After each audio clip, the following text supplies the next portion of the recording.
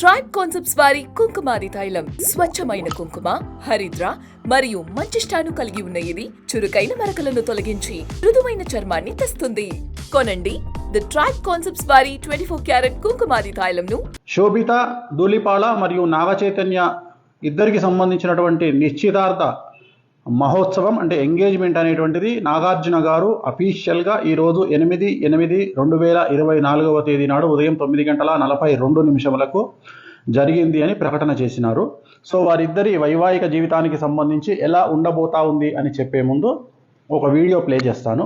ఆ వీడియో చూడండి. ప్రస్తుతం తెలుగు చిత్ర పరిశ్రమలో హాట్ టాపిక్ అంటే నాగచైతన్య సమంత వివాహానికి సంబంధించినంత వరకు విపరీతమైనటువంటి ప్రచారాలు ఉన్నాయి. ముఖ్యంగా నేను ఈ సంవత్సరం మే 28వ తేదీ చెప్పినట్లుగా నాగచైతన్య సమంత జాతకాల్లో ఉన్నటువంటి దోషాల రీత్యా అంటే నాగచైతన్య జాతకాన్ని విశ్లేషించినట్లయితే ఆశ్లేష నక్షత్రము, అలాగే జాతకంలో రవి శని కాంబినేషన్తో పాటు కాలసర్ప దోషం ఉంది. రవి అంటే తండ్రి స్థానం, అంటే తండ్రి స్థానం మంచిగా లేదు నాగచైతన్య జాతకంలో. అంటే తన యొక్క తండ్రి స్థానం అంటే తన తండ్రి స్థానం కావచ్చు, లేదా తను తండ్రి స్థానం అవ్వడం అవ్వచ్చు. అంటే తన పిల్లలకు తనకు లేదా తన తండ్రికి తనకు ఉండే వ్యవహారాల్లో లోటుపాట్లు ఉండేటువంటి అవకాశం ఉంటుంది. అలాగే వివాహం తదుపరి నాగచైతన్య జాతకంలో తండ్రి అయ్యేటువంటి అవకాశాలు చాలా తక్కువ.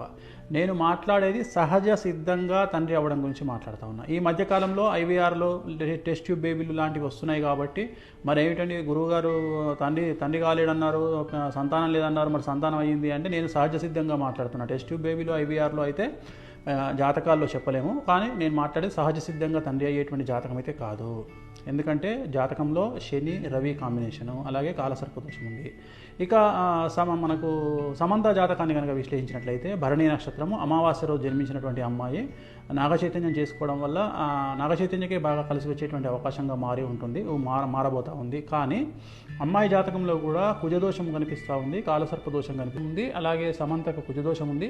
ఈ కారణం చేత వీళ్ళిద్దరు వివాహం తదుపరి గొడవలు రావడము, విడిపోవడము, వీళ్ళ మధ్యన గ్యాప్ రావడము, అలాగే కొన్ని సందర్భాల్లో ఇంకా కుటుంబ సమస్యలు తలెత్తేటువంటి అవకాశాలు ఖచ్చితంగా 100% కనిపిస్తూ ఉన్నాయి. వీడియో చూసినారు కదా.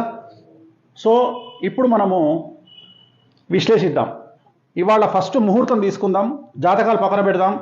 నాగచైతన్య సమంత శోభితా ధూళిపాల జాతకాన్ని పక్కన పెట్టి ఇవాళ మాత్రమే జరిగినటువంటి ముహూర్తాన్ని విశ్లేషిద్దాం. ఇది బేసిక్ గల్లీలో ఉండే జ్యోతిష్యుడైనా చెప్పగలుగుతాడు. సో దీనికి వేణుస్వామి లాంటి జ్యోతిష్కుడు అవసరం లేదు. ఎవరైనా బేసిక్ హిందూ మతం తెలిసి శాస్త్రం తెలిసిన వాళ్ళు చెప్తారు. నేను గతంలో మరి నాగచైతన్య సమంత జాతకాన్ని ఎందుకు విశ్లేషించి విడిపోతారని చెప్పినప్పుడు చాలామంది నన్ను బండబూతులు తిట్టినారు, విమర్శించినారు. ఇక మీదట ఈ వీడియో విమర్శించే వాళ్ళు కూడా ఒకసారి నేను పెట్టిన వీడియో చెక్ చేసుకోండి, సమంత నాగచైతన్యది. మరి వాళ్ళిద్దరి కాంబినేషన్ సమంతది మేషరాశి, నాగచైతన్య గారిది కర్కాటక రాశి. సమంత గారు అమావాస్య నాడు పుట్టడం జరిగింది. శోభిత ధూళిపాలది ధనుస్సు రాశి, ఆమె కూడా అమావాస్య నాడు పుట్టడం జరిగింది.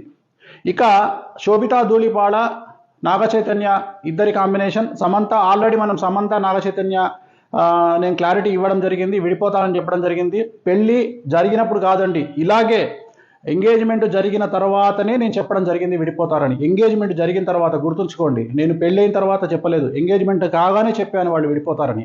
నాగచైతన్యకు Samantha combination plus Naga Chaitanya Sobhita Dhulipala combination అని మీరు అడిగితే నేను క్లియర్గా చెప్తున్నా, చైతన్య సమంత 100కి కనీసం ఒక 50 మార్కులు వేయచ్చు. చైతన్య శోభిత 100కి 10 మార్కులు కూడా వేయలేను.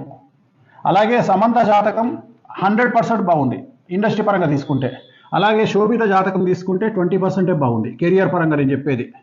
సో ఓవరాల్గా తీసుకుంటే నేను అడిగేది ఏంటంటే, నేను చెప్పదలుచుకున్న పాయింట్ ఏంటంటే నాగచైతన్య కాంబినేషన్ ఆఫ్ శోభిత 100కి 10 మార్కులే, అండ్ నాగచైతన్య సమంత 50 మార్కులు.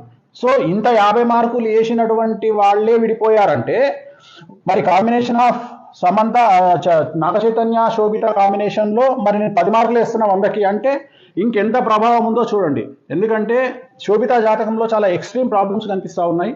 సో ఒక స్త్రీ మూలకంగా వీళ్ళ జాతకంలో వీళ్ళు విడబాటుకు గురయ్యే అవకాశం ఉంది. అలా జరగొద్దని కోరుకుంటా ఉన్నా, నేనే ఓడిపోవాలి, నా జాతకమే ఫెయిల్ అవ్వాలని కోరుకుంటా ఉన్నా.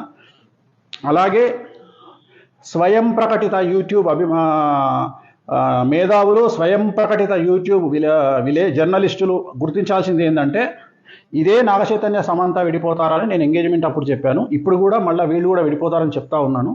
సో నన్ను విమర్శించే ముందు నేను చెప్పిన వీడియో ఒకసారి చూసి, సమంత గురించి నాగచైతన్య గురించి చెప్పిన వీడియో చూసి మీ స్వయంకృత మీ మేధావితనానికి పనిపెట్టుకోండి. సో వీళ్ళైతే విడిపోవద్దని కోరుకుంటా ఉన్నాను నేను. అండ్ ఇంకా నేను చెప్పాల్సింది చెప్పాను. 100% వీళ్ళకు విడాకులు అనేటువంటివి కనిపిస్తూ ఉన్నాయి. 2027 తర్వాత వివాహం అవుతుందా అవ్వదా ఏమవుతుంది అవన్నీ క్వశ్చన్ మార్కులే. బట్ ఫైనల్గా చెప్పదలుచుకుంది మాత్రం ఖచ్చితంగా ఎడబాటు అనేటువంటి ఉంటుంది ఇద్దరి మధ్యలో, శోభిత అండ్ నాగచైతన్య మధ్యలో. ఇక యూట్యూబ్ మీమర్స్ ట్రోలర్స్ ఎంజాయ్, మీ పని మీరు ప్రారంభించండి, క్రియేటివిటీ చూపించండి, మంచి పద్ధతిలో చాలా కొత్తగా కామెంట్ చేయండి. ఓం నమో వెంకటేశాయ.